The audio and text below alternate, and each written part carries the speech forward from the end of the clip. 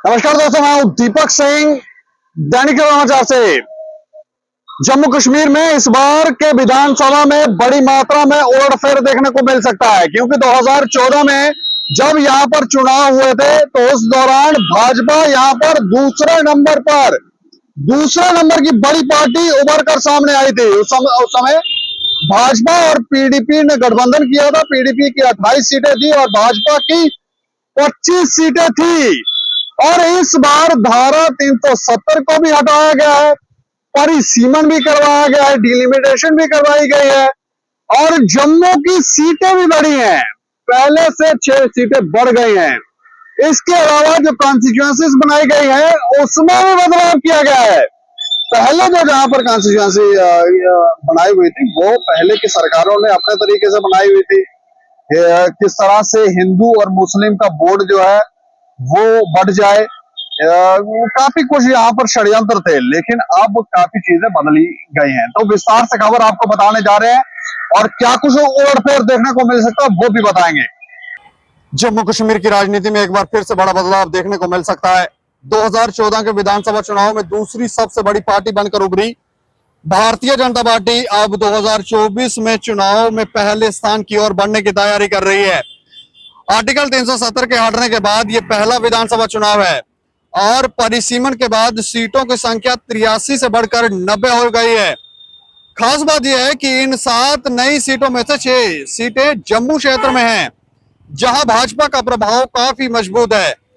इस बारे में चुनावों में जम्मू का निर्णायक भूमिका निभाना तय है। केंद्रीय गृह मंत्री अमित शाह ने हाल ही में जम्मू में भाजपा कार्यकर्ताओं की रैली के दौरान स्पष्ट किया था कि सरकार का गठन इस बार जम्मू फैसला करेगा।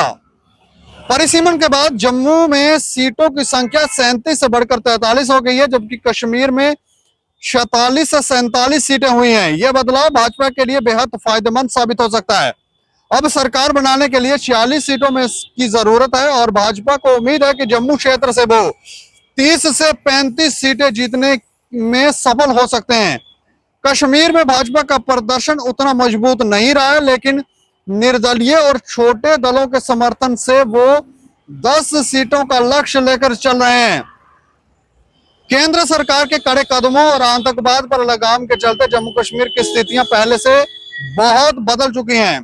पत्थरबाजी की घटनाएं इतिहास का हिस्सा बन चुकी हैं और आतंकवादियों में स्थानीय युवाओं की भर्ती में भारी कमी आई है। भाजपा ने इस चुनाव में विकास, पर्यटन को बढ़ावा, रोजगार के अवसर, समाज कल्याण के कार्यक्रम और किसानों, महिलाओं के लिए वित्तीय सहायता का वादा किया है। हालांकि कश्मीर में भाजपा की सीमित मौजूदगी अभी भी एक चुनौती है, लेकिन अगर भाजपा जम्मू की अधिकतम सीटों पर जीत हासिल करती है तो इस बार जम्मू कश्मीर को पहला हिंदू मुख्यमंत्री भी मिल सकता है। यह चुनाव भाजपा के लिए एक ऐतिहासिक मोड़ साबित हो सकता है और आने वाले समय में देखना होगा कि क्या भाजपा जम्मू कश्मीर की रणनीतियों में शीर्ष स्थान हासिल कर पाती है या नहीं। तो इस बार के चुनाव के बाद हो सकता है भारतीय जनता पार्टी यहां पर जम्मू कश्मीर में सबसे बड़ी पार्टी बनकर उभरे, क्योंकि जो आंकलन हमने आपको बताया 2014 में किस तरह की परिस्थिति थी और 2024 में किस तरह की, 24 में किस तरह की स्थिति है, पूरी तरह से चीजें बदल गई हैं। सीटें तक बढ़ गई हैं। इसके अलावा उपराज्यपाल के पास भी कुछ अधिकार है, तो काफी बदलाव देखने को मिल सकता है। लेकिन आपको क्या लगता है, क्योंकि यहाँ पर लोग नाराज भी दिख रहे हैं, कोई कह रहे हैं कि 370 को हटाकर यहाँ की तबाही कर दी, ये कर दिया, वो कर दी। तो आप अपनी राय जो है वो कमेंट बॉक्स में रख सकते हैं और देखते रहे दैनिक समाचार। मुझे और मेरे सहयोगी अरुण कुमार को दे इजाजत। नमस्कार।